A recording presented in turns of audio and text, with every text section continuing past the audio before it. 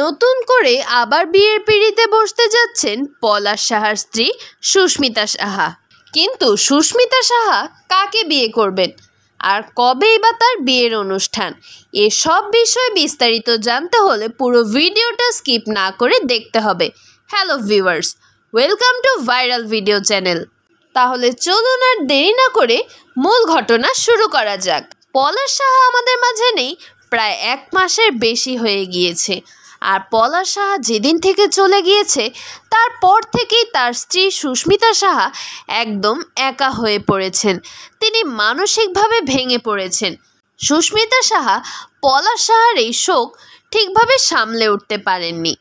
এত অল্প বয়সে পলাশ সাহা অর্থাৎ তার স্বামীকে হারিয়ে সে একদম শোকে পাথর হয়ে গিয়েছে। কিন্তু তার বয়স মাত্র কতই বা, তার পরিবার এ বিষয়ের চিন্তা থেকেই তাকে আবার নতুন করে বিয়ে দেওয়ার সিদ্ধান্ত নিয়েছেন। আর সোশ্যাল মিডিয়ায় এই বিষয়টি এখন ভাইরাল হয়েছে। আর ভিউয়ার্স, আপনারা তো জানেনই সোশ্যাল মিডিয়ায় ভাইরাল হওয়া বিভিন্ন খবর, সেগুলো আমরা সংগ্রহ করে আপনাদের সামনে তুলে ধরি। সুস্মিতা সাহাকে পলাশ সাহা নিজে পছন্দ করে বিয়ে করেছিলেন, কিন্তু পলাশ সাহার এই কর্মকাণ্ডের পর শোনা যায় পলাশের মা আরতি সাহা নাকি সুস্মিতা সাহাকে কোনোদিনই পছন্দ করতেন না। কিন্তু তাদের বিয়ের বিভিন্ন ভিডিও, ছবি এসব দেখে তেমনটা আন্দাজ করার কোনো উপায় নেই। পলাশ সাহা চলে যাওয়ার পর তার মা আরতি সাহা বলেছিলেন সুস্মিতা সাহা ঠিকই আবার বিয়ে করবে। আর তার কথা অনুযায়ী সেই কথা এখন সত্য হচ্ছে।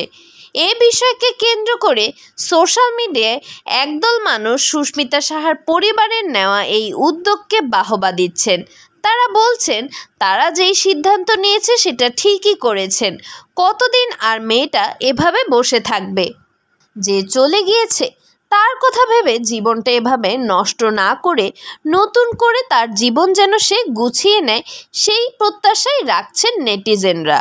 আরেক দল মানুষ মন্তব্য করছে যে কিছুদিন হতে পারল না পলাশ সাহা দুনিয়ার মায়া ত্যাগ করে বিদায় নিল, আর এরই মধ্যে এত সব আয়োজন।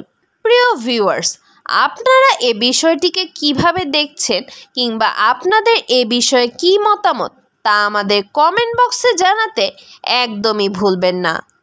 আপনাদের প্রতিটি রিয়েক্ট, কমেন্ট আমাদেরকে নতুন করে ভিডিও বানানোর জন্য অনুপ্রেরণা দেয়।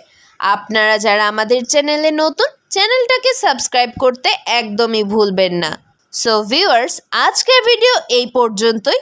পরবর্তী ভিডিও দেখার জন্য সকলকে আমন্ত্রণ রইল। ধন্যবাদ।